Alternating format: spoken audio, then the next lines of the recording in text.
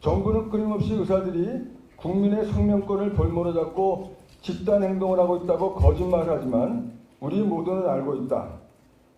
포퓰리즘 정책을 강하게 위해 국민을 볼모로 잡은 상태에서 희망을 잃고 의협을 포기한 의사들을 불법 행위를 자행하는 악마로 묘사한 것은 바로 정부라는 사실을 말이다. 오늘 보건복지부 차관은 국민의 생명권이 더 위에 있기 때문에 의사들은 사직할 자유가 없다는 주장을 하였다. 국민의 생명권은 당연히 소중하나 의사의 전문가 집단의 직업 선택의 자유 역시 국민의 기본권으로 마땅히 존중받아야 한다고 생각한다.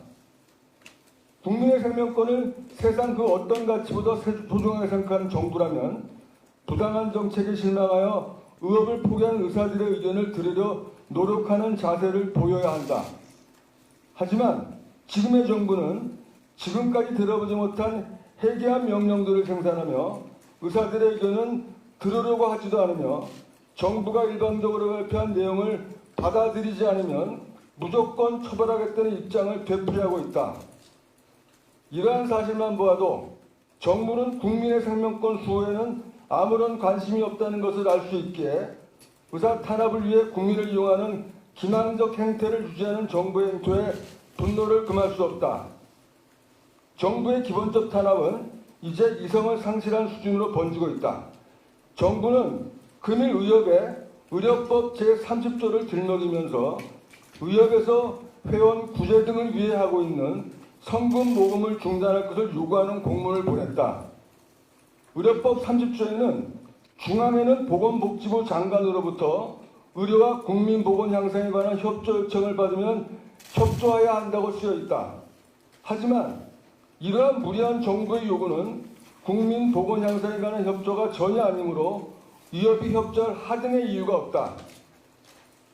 또한 병무청은 사직서를 낸 전공의 중에서 군민필 전공의들의 해외 출국을 사실상 금지하는 공문을 발송했다.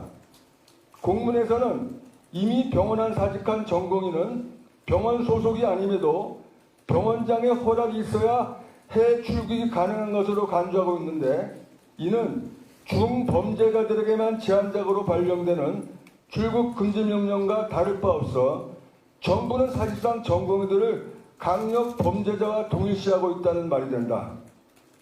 의사들은 대한민국이 이렇게 정부의 무리한 법적 남용이 가능한 사실상의 독재 국가였는지 진정 몰랐음을 인정한다. 하지만 정부가 아무리 자유의사에 기반한 행동을 불법으로 규정하여 탄압해도 달라질 것은 없다. 한 명의 의사가 탄압받으면 1000명의 의사가 더 포기할 것이고 그 수가 늘어나면 결국 대한민국 모든 의사들이 의사 되기를 포기할 것이기 때문이다. 희망이 없는 길에 자신의 미래를 투자할 사람은 없다. 의사들이 의협을 다시 할 수 있게 하려면 희망을 보여주면 된다. 탄압 일변도의 현재 정부 방침은 결국 모든 희망을 꺾어놓게 될 것이다. 따라서 정부가 만약 조금이라도 국민 생명을 소중히 여긴다면 의사들의 말에 귀를 기울이기 바란다. 2024년 2월 21일 대한의사협회 비상대책위원회